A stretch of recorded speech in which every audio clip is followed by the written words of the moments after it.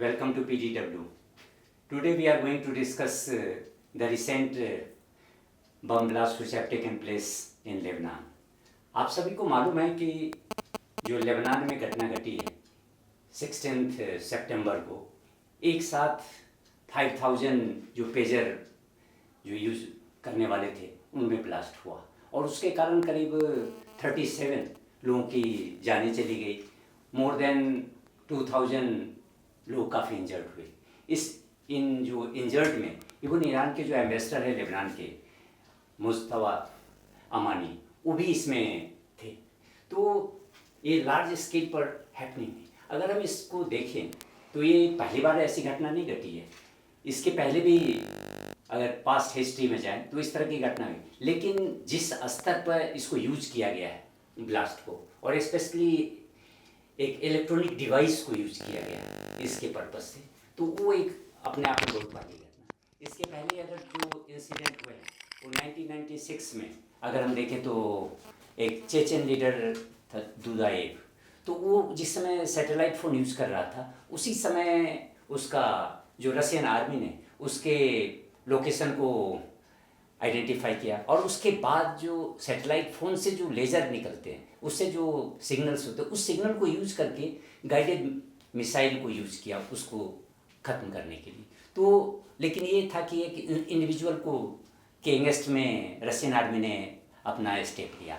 लेकिन उसके बाद भी अगर हम देखें तो अभी रिसेंट में यूक्रेन वार में भी रशियन जो ट्रूप्स थे और इवन रशियन जनरल्स दे वे वेरी कॉन्फिडेंट कि हम तो भाई यूक्रेन के पास हमारे टक्कर में तो यूक्रेन है ही नहीं कुछ, तो इसे तो हम 2 से 4 दिन में ख़त्म कर देंगे।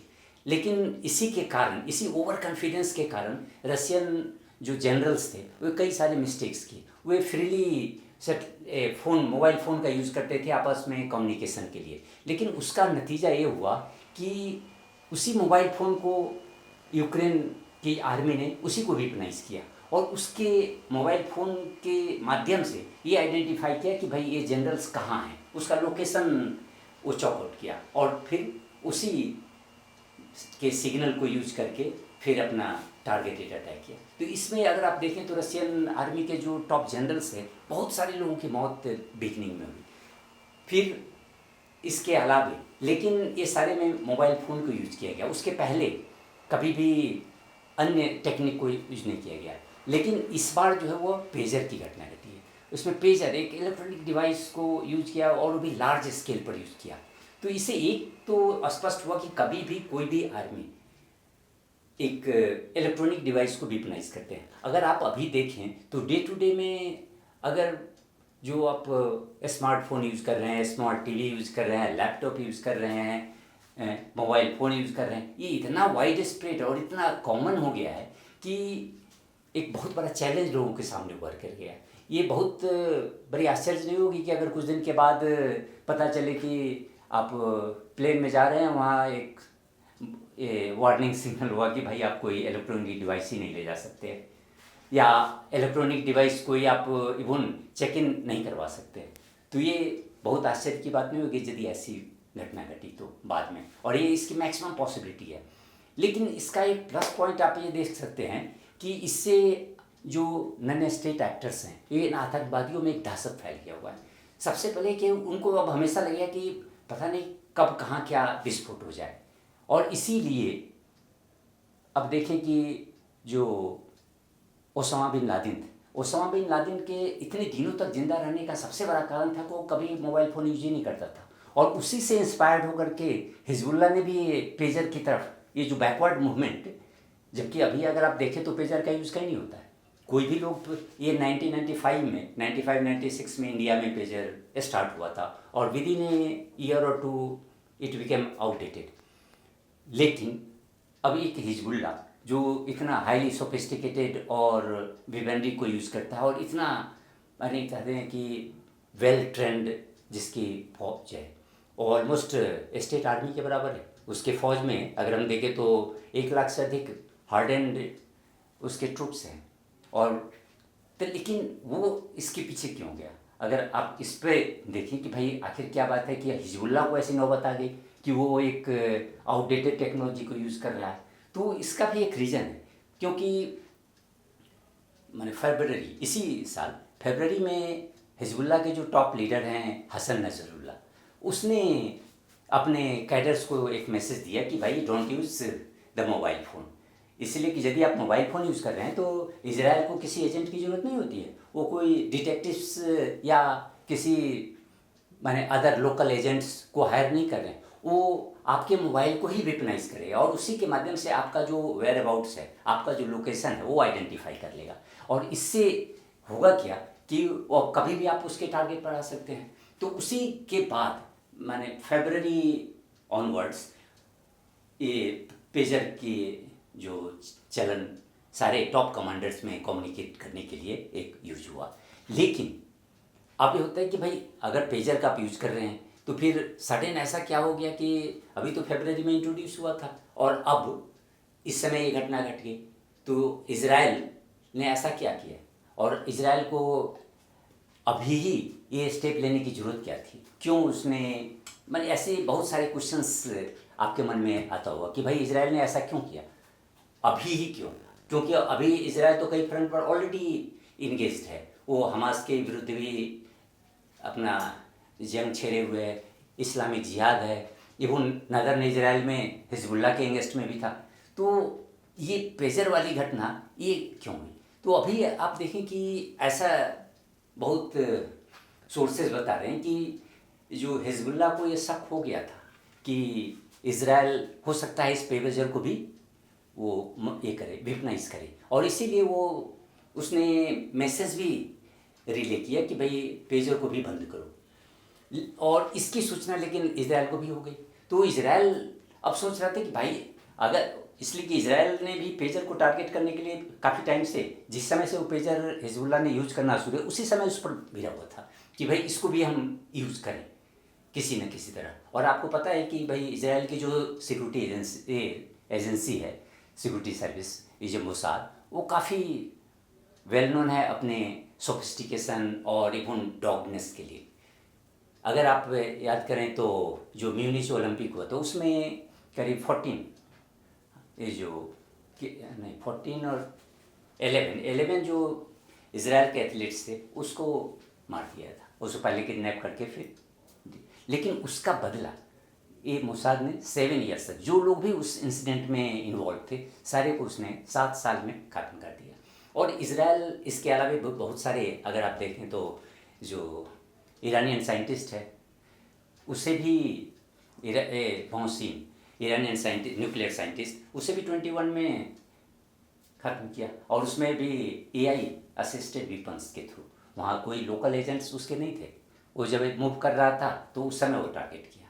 कुछ महीने पहले जो हमास के चीफ हैं इस्माइल हनिया, उसे टारगेट किया। और वो भी जबकि सारे जो टॉप एजेंसीज हैं उसके निगरानी में था, सारे रॉयल एजेंट्स इसके जो थे ईरान के, उसके टॉप सिक्योरिटी में होने के बावजूद भी इजराइल ने उसको सक्सेसफुली न्यूट्रलाइज कर दिया। इसके बाद भी और बहुत सारे इंसिडेंट आते हैं जिसमें कि इजराइल का पूरा इन्वॉल्वमेंट है। और उससे ही पता चलता है कि इजराइल आजकल जो है वो 2 चीज़ का बहुत यूज़ कर रहा है, एक तो सर्विलेंस का, इलेक्ट्रॉनिक सर्विलेंस, और दूसरा AI वेपनरी का, AI असिस्टेड वेपन्स। तो इजराइल का जो इलेक्ट्रॉनिक सर्विलेंस में जो उसकी महारत हासिल है वो आपको पता चला कि भी इंडिया में पेगासस जो सॉफ्टवेयर है उसके लिए कितना हंगामा हुआ। सारी opposition party, even supreme court ने भी एक कमेटी को अपॉइंट किया था कि भाई इस पे ये इंडियन गवर्नमेंट ने इस सॉफ्टवेयर को यूज किया है दूसरे के फ़ोन टैपिंग के लिए, तो इसको आइडेंटिफाई करे कि वाकई गवर्नमेंट ने इसका मिसयूज किया या नहीं किया इस सब के ऊपर। लेकिन अंततः कुछ भी मिला। लेकिन पेगासस के थ्रू जो इजरायली एजेंट्स हैं या एजेंसी है वो सारे किसी भी इलेक्ट्रॉनिक, जो इवन एप्पल जो माना जाता है वो काफ़ी सिक्योर फ़ोन है, लेकिन वो भी इसके बाहर नहीं है। तो इस तरह से आप देखें कि इजराइल की जो एजेंसियों का हाथ है वो बहुत ही स्ट्रॉन्ग है और वो किसी हद तक ये चला जाता है। लेकिन ये जो अभी घटना घटी ये पेजर वाली, पेजर ताइवान की कंपनी है गोल्ड अपोलो, वो बनाती है, लेकिन उसने भी यार एक कर दिया कि मना कर दिया कि भाई मैंने ये जो डिवाइस एक्सप्लोज की है उसको हमने सप्लाई नहीं किया था। वो उस कुछ दिन पहले उसका उसने एक लाइसेंस प्रोड्यूस करने का ये दिया था कि भाई जो बीएससी कंसल्टिंग एक हंगेरियन कंपनी है उसे दिया था, और ये हंगेरियन कंपनी भी खुद नहीं इसको मैन्युफैक्चर करती थी, उसने भी एक दूसरे को दिया। उसमें आता है नोटा ग्लोबल। अब एक इंटरेस्टिंग है कि ये जो नोटा ग्लोबल कंपनी है ये आपको ये बुल्गारियन कंपनी है, उसमें एक इंडियन लिंक आ जाता है। ये नोटा ग्लोबल इसका जो ओनर है वो इंडियन ओरिजिन का है, और ये इंडियन ओरिजिन और अभी वो नॉर्वेजियन सिटीजन है। उसका नाम है रिंसन जोस। वो केरला के जो वायनाड डिस्ट्रिक्ट है जहाँ भी कुछ दिन पहले जो काफ़ी बड़ा नेचुरल डिसास्टर हुआ वहीं का वो रहने वाला है। अब इसमें ये आता है कि भाई ये जो रिंसन जोस है ये इज़राइल के लिए क्यों काम करेगा, या उसके पीछे उसका मोटिव क्या हो सकता है। तो ये सबसे साधारण एक लगता है आसपास कि ये जो वायनाड है वो एक मुस्लिम डोमिनेटेड एरिया है और ये वहीं का बंदा है क्रिश्चियन। तो रिंसन जो उसको हो सकता है, एक हम जस्ट स्पेकुलेट कर सकते हैं कि ये एक मुस्लिम डोमिनेटेड एरिया में है का ही ओरिजिन वाला है, तो इसके दिमाग में हो सकता है कि एंटी मुस्लिम फीलिंग हो, और इसके कारण ये बाहर जाने के बाद भी ये फीलिंग आई। और अभी आप देखें तो यूरोप में एंटी मुस्लिम फीलिंग ऑलमोस्ट सारे स्टेट्स कंट्रीज़ में हो रहे हैं, वहाँ से मुस्लिम के अगेंस्ट में प्रोटेस्ट हो रहा है। अभी कुछ दिन पहले तो इंग्लैंड में जो अपने आप को काफ़ी लिबरल और फ्री सोसाइटी से तो कहता है, वहाँ भी ये घटना घटी है। तो इस तरह से इसके पीछे हम एक ये कर सकते हैं, क्योंकि जब रिंसन जो उसके जो फैमिली वाले हैं उसके कजन्स या उसके अंकल उन लोगों से जब बात हुई मीडिया की, तो उन्होंने कहा कि हमें तो ये पता भी नहीं है कि रिंसन का एक बुल्गारिया में कंपनी है। तो इससे स्पष्ट पता चलता है कि रिंसन का जो माइंडसेट है वो निश्चित रूप से वो एंटी मुस्लिम रहा होगा, और इसीलिए वो उसने एक सेल कंपनी बना करके ये सारे जो इजरायली मोसाद का जो ट्रैक है और ये नेटवर्क है उसमें ये शामिल हुआ। अदरवाइज ऐसा कोई काम कर ही नहीं सकता है कि यदि, इसलिए कि अगर ये जो पेजर है तो पेजर में लिथियम बैटरीज का यूज होता है, लेकिन अगर लिथियम बैटरीज को उसी को केवल हम टाइम अगर मोसाद या इजरायली एजेंसी अगर टैंपर करती तो बहुत बड़ा विस्फोट नहीं होता, क्योंकि बैटरी जो होता है वो गर्म हो जाता है, जैसे ही किसी के पॉकेट में अगर गर्म हुआ तो तुरंत निकाल करके बाहर फेंक देगा या ये कर देगा। तो इससे जो एक्सपर्ट्स हैं जो एक्सप्लोसिव के वो कहते हैं कि नहीं हो सकता है कि इसने में एक्सप्लोसिव का यूज किया है, और ख़ास करके जो PTN होता है जो commonly used by terror groups, तो उस एक्सप्लोसिव का यूज किया है, वो क्लोजर टू बैटरी सेट कर दिया होगा थोड़ा सा। तो उसके कारण जब वो इस एक्सप्लोसिव का विस्फोट हुआ तो साथ साथ बैटरी का भी वो डैमेज हुआ, और बैटरी और वो दोनों साइमल्टेनियस जो विस्फोट होने के कारण ये काफ़ी डेंजरस और लार्ज स्केल पर इसका जो डिस्ट्रैक्शन हुआ। तो इस तरह से अगर आप देखें तो इंडियन लिंक भी इसमें आ गया, जो हो सकता है कि भाई वो एक रिलीजियसली मोटिवेटेड फीलिंग उसमें रही होगी, इसीलिए वो, क्योंकि जो क्रिश्चियन है और जीव में आजकल दोनों में बड़ी साँठ-गाँठ है। अगर यूएस भी देखें तो इसलिए कि क्रिश्चियंस में एक रिग्रेट और ये कहते हैं कि कैथेक्सिस है कि भाई जिस तरह से इनके एंगेस्ट में वो जेनोसाइडल स्टेप लिया गया था, तो उस तरह उसके कारण एक क्रिश्चियंस में जीव के प्रति एक सिंपैथी है, और उसी सिंपैथी और उसी रिलीजियस फीलिंग के कारण हो सकता है कि वो रिंसन ने इजरायली जो एजेंसी है उसका भी साथ दिया।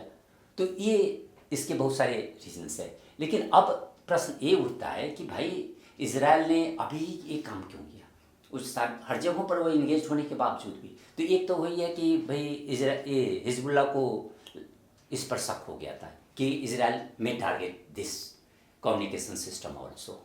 उसका दूसरा है कि अभी जो इस्माइल हनिया उसका तो इजराइल में ईरान में कत्ल हुआ, वो तो उसके बाद ईरान ने भी ये अपने इच्छा जाहिर की कि भाई मैं भी इजराइल से बदला लूँगा इसके लिए, क्योंकि वो हमारे सॉइल पर ही एक हमास लीडर को उसने टारगेट किया, लेकिन वो अभी तक कुछ किया नहीं। तो एक ऐसा शक ये है, मैंने असेसमेंट इजरायलियों का, कि हो सकता है कि ईरान अब हिजबुल्लाह को यूज करे और इसलिए राइट टाइम है। और दूसरी बात कि इजरायली कैबिनेट ने अभी कुछ दिन पहले ये डिसाइड किया कि जो नॉर्थ इजराइल से ऑलमोस्ट 60,000 लोग को डिस्प्लेस्ड हुआ था ड्यूटी ये जो हिजबुल्ला के अटैक से बचाने के लिए, वहाँ से इवैक्यूएशन हुआ। तो अब कैबिनेट डिसाइड की नहीं, इसको फिर से वापस वहाँ पहुँचाया जाए, वो जो इवैक्यूएटेड था। लेकिन उसके लिए एक सबसे बड़ा ज़रूरी था कि हिजबुल्ला को एक डेटरेंस दिया जाए कि भाई अगर तुम कोई भी स्टेप लोगे और हमारे यदि लोग इसमें बढ़ेंगे तो हम तुमको छोड़ेंगे नहीं। तो ये भी एक उसका बहुत बड़ा रीज़न था। और साथ में तो आप जानते हैं कि भाई अगर इजराइल ने इतनी बड़ी तैयारी कर चुकी है और वो भी अपना इसको पेजर को वेपनाइज कर चुका है, तो ये मौका गंवाना नहीं चाहता था, क्योंकि हिजबुल्ला को तो ऑलरेडी शक हो गया था। वो हो सकता था कि सारे पेजर को ईरान के में भेज दे और वहाँ उसका जांच करवाए। तो इसके कारण वो समझता था कि नहीं, ये this is the right time to display our capability to others और इवन टू इंटायर वर्ल्ड। और इवन ये चाहता था कि भाई हिजबुल्ला को भी हम एक मैसेज दे दें कि कुछ भी हो, तुम कहीं भी तुम्हारा अगर कैडर्स है तो तुम उसमें सेफ नहीं हो। जब हम चाहें, जिस समय चाहें, हम तुम्हें टेक आउट कर सकते हैं। और ये मैसेज इसके कारण हुआ कि अब हिजबुल्ला में तो एक खलबली मच गई है। उसके सारे जो कमांडर्स हैं वो अब अपनी सिक्योरिटी के लिए ही परेशान हैं। उनको लगता है कि हम कहीं भी अगर जाएं तो वहाँ हम सिक्योर नहीं हैं। और दूसरा सबसे बड़ा प्रॉब्लम हो गया कि भाई अब कम्युनिकेट कैसे करोगे, क्योंकि वो लैंडलाइन करोगे तो और बहुत बड़ा खतरा है, वो तो इजीली आइडेंटिफाई हो जाएगा। दूसरी बात है कि मोबाइल फ़ोन करोगे तो वहाँ भी एक्सपोज हो। अब एक प्रिमिटिव जो टेक्नोलॉजी थी वो भी ख़त्म हो गई। तो अब है कि उसका एकदम कमांड एंड कंट्रोल जो सिस्टम है वो पूरी तरह डिस्टर्ब हो गया। और इसीलिए अभी आप देखें कि इजराइल कंटिन्यूस बम्बार्डिंग कर रहा है। अभी जस्ट सैटरडे को जो रेडवान फोर्स है इजराइल का, जो एलिट ग्रुप, उसके जो चीफ हैं इब्राहिम अकील, उसका डेथ हो गया ये एयरफोर्स के स्ट्राइक में। उसके बाद उसके जो अक्टूबर 7 के बाद इस फोर्स का जो लीड कर रहा था खास करके इजराइल के अगेंस्ट में, जो है अहमद वाहबी, उसका भी डेथ हुआ उसी में। इसके साथ बहुत सारे जो कैडर्स थे वो, और इसको इजराइल ने, ये हिजबुल्ला ने भी एडमिट किया है। तो ये अब एक हिजबुल्ला को भी एक स्ट्रॉन्ग मैसेज इजराइल ने कन्वे कर दिया कि भाई अगर तुम हमारे अगेंस्ट में इस तरह से, जो अभी तक तो तुमको हम सीरियसली ले नहीं थे, क्योंकि अभी तक सारा फोकस जो हमारा था वो हमास पर था। अब है कि हमास के जो टॉप लीडर्स हैं वो सारे खत्म हो गए, एक ही बचे हुए हैं उस सिंह पर। तो वो भी अब देखेंगे कितने दिनों तक अपने आप को सेफ रख सकता है। और इवन अगर हम देखें तो logistically almost it is finished Hamas. उसके जो जितने भी टनल नेटवर्क है जिसको बहुत ही सिक्योर माना जाता था, और कोई भी मैंने सारे जो सिक्योरिटी एक्सपर्ट हैं वो कहा करते थे कि भाई इजराइल को ये आसान नहीं होगा कि गाजा में घुस करके हमास को डिफीट करना। लेकिन इजराइल ने काफ़ी हद तक इसमें सफलता भी हासिल की है। तो अब इजराइल की नज़र जो थी वो हिजबुल्ला पर, कि हिजबुल्ला को एक डेटरेंस और एक मैसेज दिया जाए कि तुम अब शांत हो जाओ। अगर शांत नहीं हुए, अगर हमारे अगेंस्ट में ऐसे ही रॉकेट लॉन्च करते रहे, तो फिर तुम्हारे को ये फुल फ्लेज्ड वार फेस करना पड़ेगा।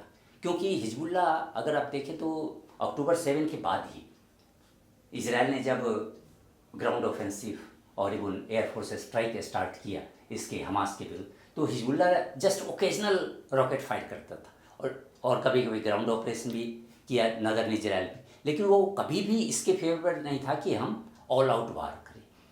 उसके कई रीज़न हो सकते हैं कि उसे भी लगता था कि भाई अगर हम इजराइल के अगेंस्ट में फुल फ्लेज्ड वार में हम पार्टिसिपेट करते हैं और हम अगर हमास को साथ देते हैं तो इसमें जो इजरायली एयरफोर्स ही नहीं केवल इन्वॉल्व होगा, इजराइल के फेवर में जो यूएस है वो भी आ जाएगा। और उसके कारण होगा कि भाई लेबनान के में एक मास कैजुअलिटी होगा, उसके लिए हम रिस्पॉन्सिबल होंगे।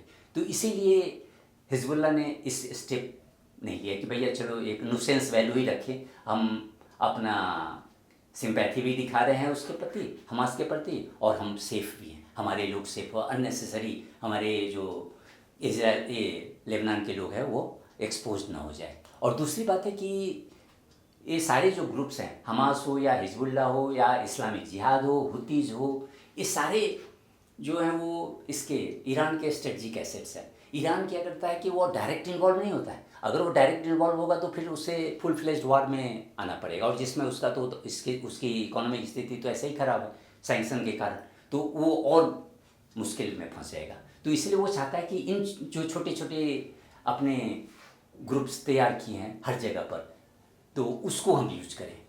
तो लेकिन हिजबुल्ला भी उसके वो भी काफ़ी होशियार है, वो भी समझता है कि भाई हमको यूज करने दूसरा तो उसमें हम मारे जाएंगे, लेकिन उससे बेहतर है कि, और वो ईरान कभी भी हमारे सपोर्ट में नहीं आया, इसलिए कि अभी इतने दिनों में देखें तो ईरान कभी भी खुल करके नहीं आया। वो डिफेंड करता है, वो डिप्लोमेटिक स्टेटमेंट देगा, लेकिन खुल करके कभी भी इन ग्रुप्स के बारे में कुछ भी नहीं बोला है। अभी भी जस्ट ये बोला है कि भाई इजराइल जो है वो जियोग्राफी ऑफ वार को बढ़ा रहा है, लेकिन जियोग्राफी ऑफ वार को इजराइल क्या बढ़ा रहा है? इस तुम तो भाई पहले से इसमें इन्वॉल्व हो, हुतीज़ को यूज कर रहे हो, हिजबुल्ला को यूज कर रहे हो। फाइट तो भाई अगर हम देखें तो फाइट तो हमास और इजराइल के बीच में है, इसमें तो दूसरे का कोई लेना देना नहीं। लेकिन अगर दूसरे को तुम सिंपैथी जता रहे हो, दूसरे हमास के फेवर में, अगर दूसरी जगह तुम अलग अलग फ्रंट खोल रहे हो, तो इसका मतलब क्या है? इसका मतलब कि you have already expanded the geography of war. तो इसमें तो इजराइल की है कि भाई इजराइल वो एक एक करके टारगेट कर रहा है। तो अभी तक जो मेन टारगेट था वो इजराइल का वो हमास था। अब है कि Hamas it has been tamed to a large extent, तो now focus has shifted to Hezbollah. और हिजबुल्ला को जैसे ही बम ब्लास्ट हुआ, ये जो पेजर ब्लास्ट, उसके बाद अब देखो कि उसके एंगेस्ट में इजराइल कंटिन्यूस बम्बार्डिंग कर रहा है लेबनान में, और उसके हर दिन आप देखें तो टॉप लीडर्स मर रहे हैं। तो इस तरह से अब इजराइल जो है हिजबुल्ला को भी एक मैसेज दे रहा है, और हिजबुल्ला के साथ साथ ईरान को भी मैसेज दे रहा है, क्योंकि ईरान भी पहले से ही वो सफरर है, चाहे वो न्यूक्लियर साइंटिस्ट का डेथ हो या इसका इस्माइल हनिया का हो, तो हर समय तो वो ऑलरेडी देख चुका है कि इजराइल की कैपेबिलिटी क्या है। तो उसके थ्रू उसे भी एक मैसेज है कि भाई अगर तुम भी हमारे अगेंस्ट में आओगे तो हम तुम्हें भी नहीं छोड़ेंगे। तो इस तरह से आप देखिए कि वो ऑलमोस्ट सारे लोगों को, अपने सारे जो राइवल्स हैं, उससे अपना मैसेज कन्वे करती है इस माध्यम से। लेकिन इजराइल का जो एक स्ट्रेटजी है कि लॉन्ग टर्म सिक्योरिटी के लिए वो समझता है कि हम हिजबुल्ला और हमास दोनों को टारगेट करें। लेकिन ये अगर दोनों ग्रुप भी बहुत हद तक वीक हो जाता है, लेकिन उससे भी क्या होगा? उससे तो शॉर्ट टर्म हम कह सकते हैं कि इजराइल को एक साइकोलॉजिकल विक्ट्री मिली है, लेकिन उसको हम लॉन्ग टर्म सिक्योरिटी के लिए अच्छा नहीं मानेंगे, क्योंकि लॉन्ग टर्म सिक्योरिटी तो तभी होगी जब इजराइल को अपने जो सारे इस तरह के जो प्रॉब्लम्स है, हेरिटेंस है, चाहे वो हमास के पैलेस्टीनियन के साथ हो या ईरान के साथ हो, इनको जब तक वो बैठ करके पीसफुली रिजॉल्व नहीं करेगा, तब तक तो भाई आप एक हमास के एक लीडर को मार दिए, दूसरा लीडर तैयार हो जाएगा।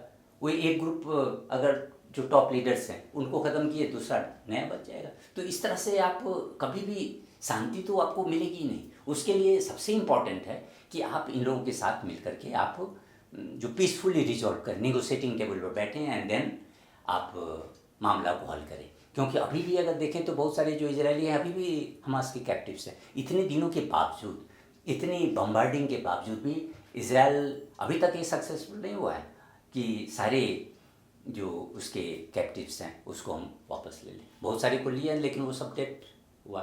तो इजराइल के पीस साथ भी एक है, मुसीबत तो है ही, और उससे अंततः संधि करना ही होगा।